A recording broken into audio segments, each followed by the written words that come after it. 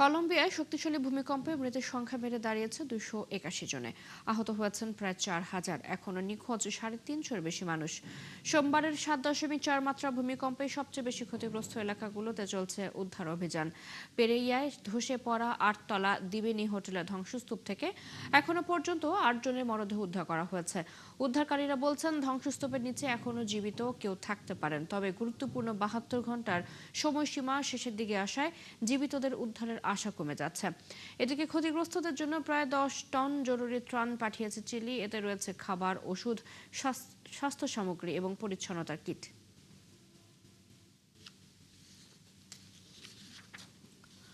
Typhoon dolphin দুর্বল হলেও এর প্রভাব এখনও কাটেনি চীনে।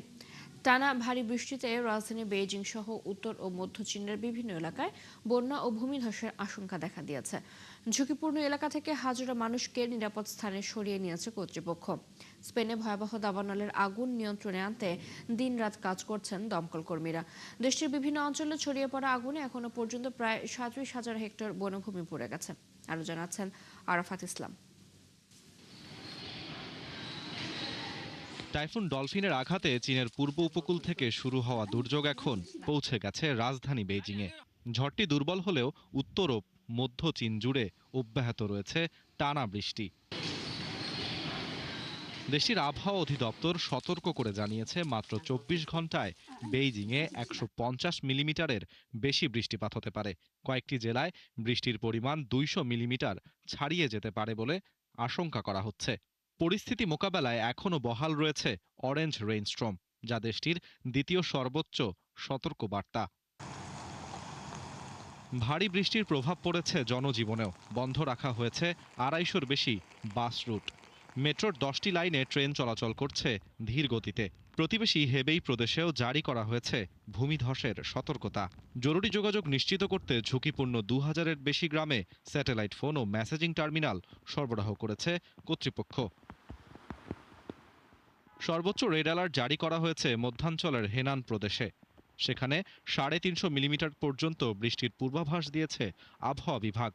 বন্ধ ঘোষণা করা হয়েছে শিক্ষা প্রতিষ্ঠান। স্পেনের দক্ষিণ পশ্চিমাঞ্চল থেকে উত্তর পূর্বাঞ্চলের বিভিন্ন এলাকায় এখনও জ্বলছে দাবানলের আগুন। বুধবার রাত থেকে বৃহস্পতিবার ভোর পর্যন্ত আগুন নিয়ন্ত্রণে কাজ চালিয়ে গেছেন শত শত ফায়ার ফাইটার।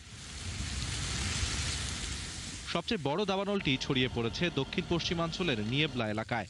এখন পর্যন্ত সেখানে 31,000 হেক্টরের বেশি বনভূমি পুড়ে গেছে। আগুন ছড়িয়ে পড়েছে সেভিয়া প্রদেশের দিকেও। ঝুঁকি এড়াতে সেভিয়া ও হুয়েলভা প্রদেশের বিভিন্ন এলাকা থেকে বাসিন্দাদের আগাম সরিয়ে নেওয়া হয়েছে। আরাফাত ইসলাম, 71। জাপানের টোকিওর কাছে চিবা প্রিফেকচারে ভারী বৃষ্টিতে দেখা দিয়েছে প্রবল বন্যা। এতে অন্তত 4 জনের মৃত্যু হয়েছে। স্থানীয় সময় বৃহস্পতিবার বৃষ্টির কারণে ট্রেন চলাচল বন্ধ হয়ে গেছে, বন্ধ করে দেওয়া হয়েছে মহাসড়কও। ফলে ভোগান্তিতে পড়েন হাজারো যাত্রী। জাপান মেটিওরোলজিক্যাল এজেন্সির তথ্য অনুযায়ী চিবা শহরে 24 ঘন্টায় 367 মিলিমিটার বৃষ্টিপাত হয়েছে, যা আগস্টের পুরো মাসের গড় বৃষ্টির 3 গুণেরও বেশি। পরিস্থিতির অবনতিতে চিবার বিভিন্ন এলাকায় সর্বোচ্চ লেভেল 5 জরুরি সতর্কতা জারি করে কর্তৃপক্ষ।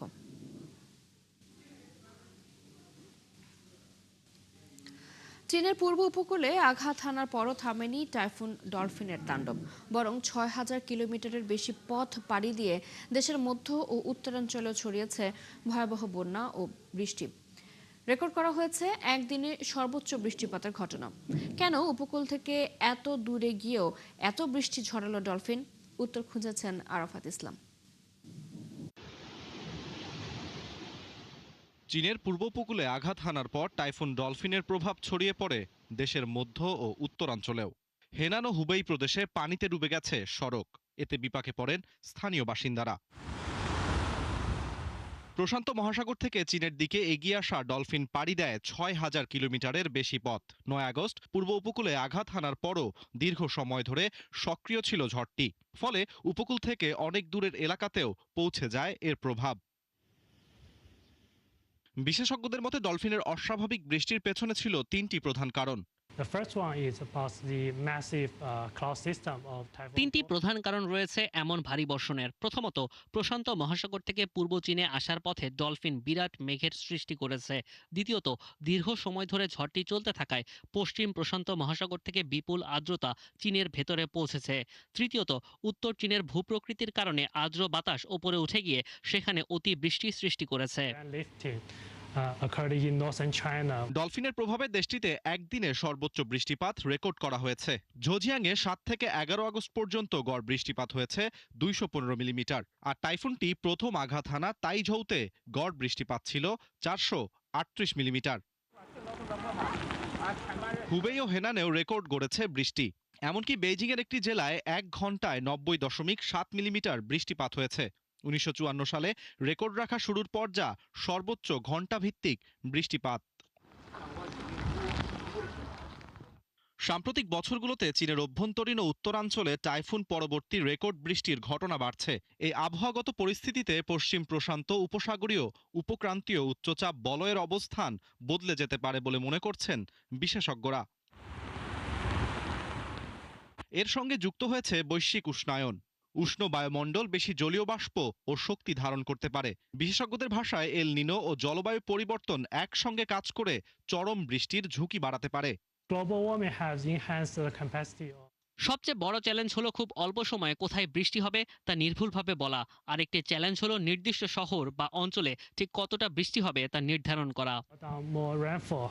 বিশেষজ্ঞরা বলছেন ভবিষ্যতে টাইফুনের ঝুঁকি শুধু উপকূলীয় শহরগুলোর মধ্যে সীমাবদ্ধ থাকবে না। অভ্যন্তরীণ শহরগুলোকেও প্রস্তুত থাকতে হবে টাইফুন পরবর্তী অতিবৃষ্টি ও বন্যার জন্য। আরাফাত ইসলাম, ৭১। চলতি গ্রীষ্মের পঞ্চম তাপপ্রবাহে বিপর্যস্ত যুক্তরাজ্য। এবছরে তৃতীয়বারের মতো দেশটির তাপমাত্রা 37 ডিগ্রি সেলসিয়াসের বেশি রেকর্ড করা হয়েছে। দক্ষিণ ও পূর্ব ইংল্যান্ডের পাশাপাশি মিডল্যান্ডসের বিভিন্ন এলাকায় তাপমাত্রা 37 ডিগ্রি সেলসিয়াস পর্যন্ত উঠেছে। অতিরিক্ত গরমের কারণে দেশটির বিভিন্ন অঞ্চলে জারি করা হয়েছে অ্যাম্বার হিট সতর্কতা। শুধু যুক্তরাজ্য নয়, ইউরোপের বিভিন্ন দেশেও একই সময়ে চরম তাপপ্রবাহ চলছে। গ্রিসে প্রবল বাতাসের কারণে আবারও দাবানল ছড়িয়ে পড়ার আশঙ্কা তৈরি হয়েছে। ফলে তাপমাত্রা কমার অপেক্ষায় না থেকে আগুনের ঝুঁকি মোকাবিলায় সতর্ক অবস্থানে রয়েছে দেশটির কর্তৃপক্ষ।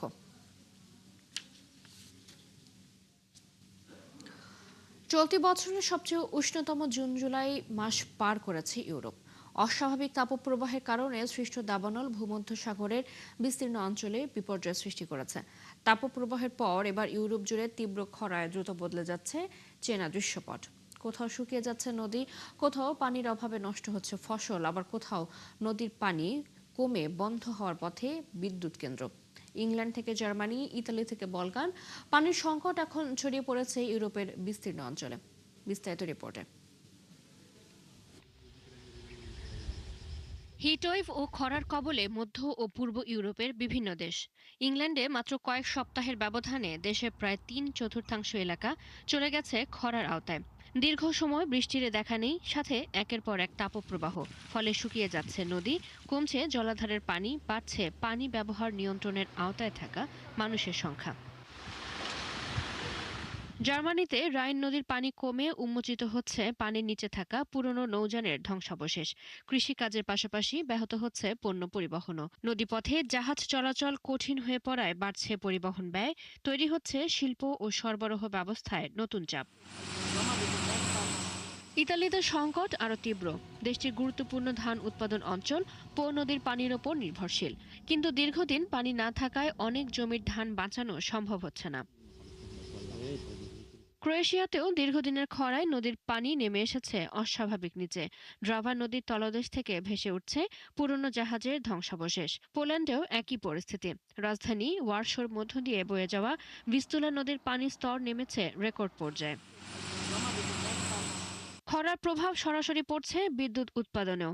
রোমানিয়ায় দানিউব নদীর পানি কমে যাওয়ায় পানির সংকটে পড়েছে দেশটির পারমাণবিক বিদ্যুৎ কেন্দ্র। সংকট মোকাবিলায় রাজধানী বুখারেস্ট সহ বিভিন্ন শহরে কমিয়ে দেওয়া হয়েছে রাস্তার বাতির আলো। রাতে বন্ধ রাখা হচ্ছে গুরুত্বপূর্ণ স্থাপনার আলোকসজ্জাও। জ্বালানি ব্যবহারে জরুরি সতর্কতা জারি করেছে দেশটির সরকার।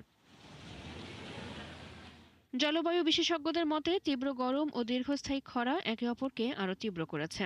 মাটির আর্দ্রতা কমে গেলে প্রাকৃতিকভাবে ঠান্ডা রাখার ক্ষমতা কমে যায়, ফলে তাপ আরও সহজে জমা হয়। এই অবস্থায় অন্য যে কোনো মহাদেশের তুলনায় ইউরোপের জলবায়ু দ্রুত পরিবর্তিত হচ্ছে এবং ক্ষয়ক্ষতি সরকারি অর্থায়নের ওপর চাপ সৃষ্টি করছে। পর্যটনের মানচিত্র নতুন করে আঁকতে হচ্ছে, বিদ্যুৎ উৎপাদন ও পণ্য পরিবহনের পদ্ধতি নিয়েও নতুন কর্মপরিকল্পনা সাজাতে হচ্ছে। চৈতি সরোয়ার, ৭১। হরমুজ প্রণালীতে জাহাজ চলাচল নিয়ে যুক্তরাষ্ট্র ও ইরানের পাল্টাপাল্টি অবস্থানের মধ্যে অবরোধ দীর্ঘ করার কথা জানিয়েছে ওয়াশিংটন। প্রয়োজন হলে ইরানের ওপর অবরোধ অনির্দিষ্টকাল চালিয়ে যেতে পারবে যুক্তরাষ্ট্র বলে জানিয়েছে মার্কিন প্রতিরক্ষামন্ত্রী পিট হেগসেথ। তবে তেহরান বলছে তাদের অনুমতি ছাড়া কোনো জাহাজ হরমুজ প্রণালী দিয়ে চলাচল করতে পারবে না। এর মধ্যেই আবুধাবি ন্যাশনাল অয়েল কোম্পানির দুটি জাহাজে হামলা চালিয়েছে ইরান। এদিকে ইয়েমেনের হুথিরা বাব আল মান্দেব প্রণালী লক্ষ্য করে দুটি ক্ষেপণাস্ত্র ছুড়েছে বলে জানিয়েছে তাদের সংবাদ সংস্থা।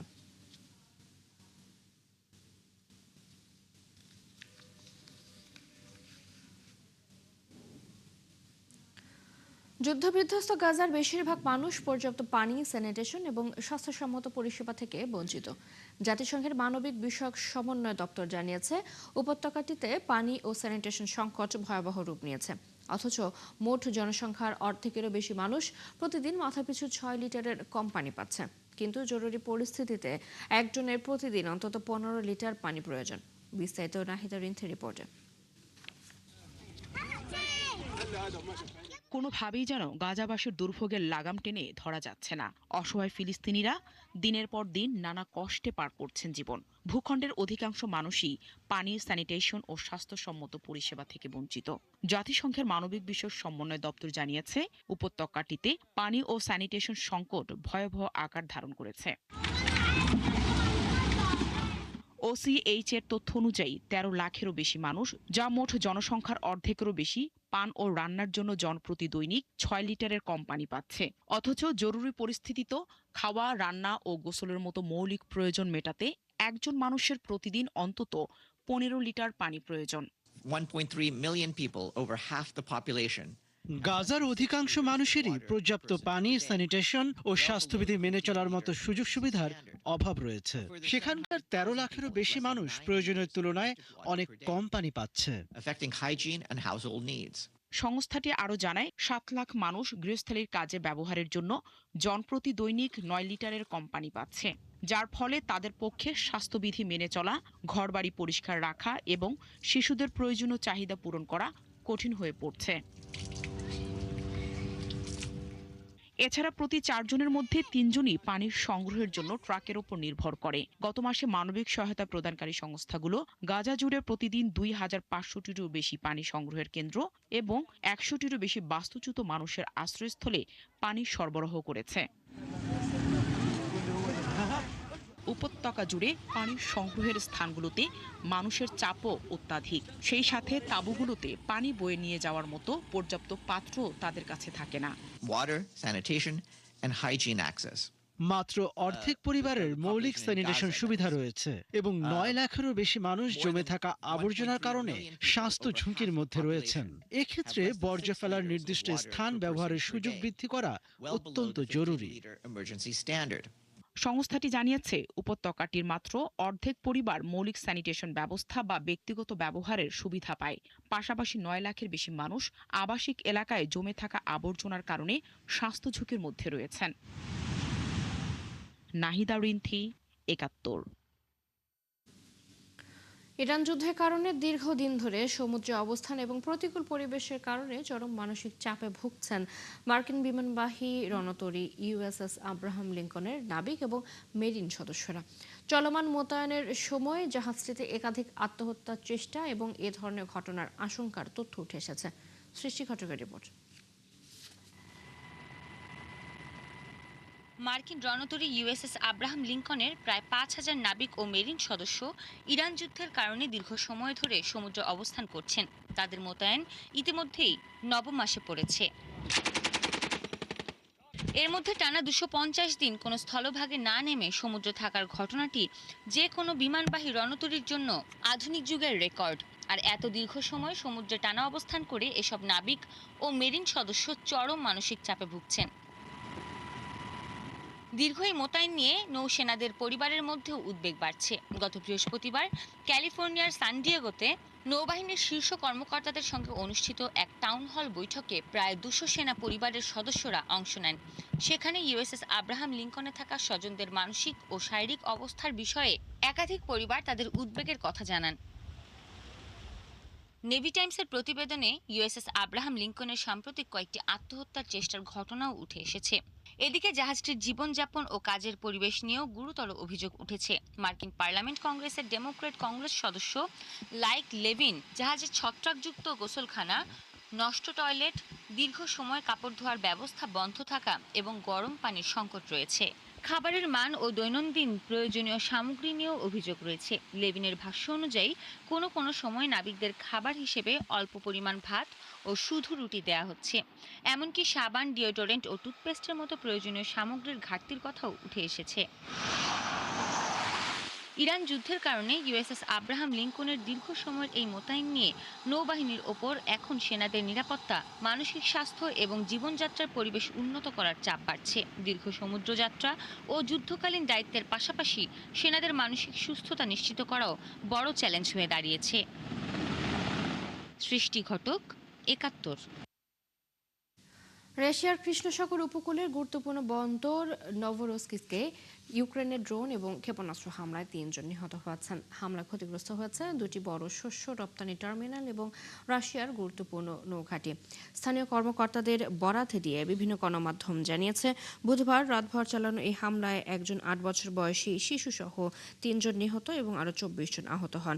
ইউক্রেনের প্রেসিডেন্ট ভলোদিমির জেলেনস্কি জানিয়েছেন, রাশিয়ার কৃষ্ণসাগর নৌঘাঁটিতে একটি বিশেষ অভিযান চালানো হয়েছে। পরে ইউক্রেনের সেনাবাহিনী দাবি করে হামলায় 2টি ফ্রিগেট সহ রাশিয়ার 4টি যুদ্ধজাহাজ ক্ষতিগ্রস্ত হয়েছে। ডিআর কঙ্গোতে ছড়িয়ে পড়া ইবোলা ভাইরাসের সবশেষ প্রাদুর্ভাবটি প্রাণী থেকে নতুন করে মানুষের শরীরে সংক্রমণের মাধ্যমে শুরু হয়েছে বলে এক গবেষণায় উঠে এসেছে।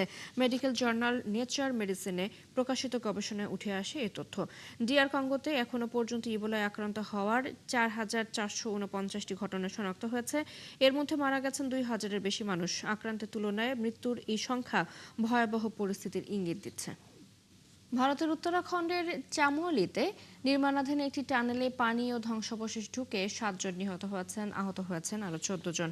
এখনও আটকা রয়েছেন বেশ কয়েকজন। বৃহস্পতিবার স্থানীয় সময় সন্ধ্যায় পিপলকোটির কাছে টানেলটিতে হঠাৎ পানি ও ধ্বংসাবশেষের প্রবল স্রোত ঢুকে পড়ে। দুর্ঘটনার সময় সেখানে কাজ করছিলেন 22 জন শ্রমিক। আটকে পড়া শ্রমিকদের উদ্ধারে অভিযান চালাচ্ছে এনডিআরএফ এবং এসডিআরএফ। এই ছিল এখনকার আয়োজনে। বিশ্বের নতুন নতুন খবর এবং বিশ্লেষণ নিয়ে পরবর্তী বিশ্বযোগ আবারও হাজির হবে দুপুর 1টায়। সরাসরি সংবাদ এবং অনুষ্ঠান দেখতে চোখ রাখুন 71 ফেসবুক পেজে, সাবস্ক্রাইব করুন 71 ইউটিউব চ্যানেল, থাকুন 71-এর সাথে।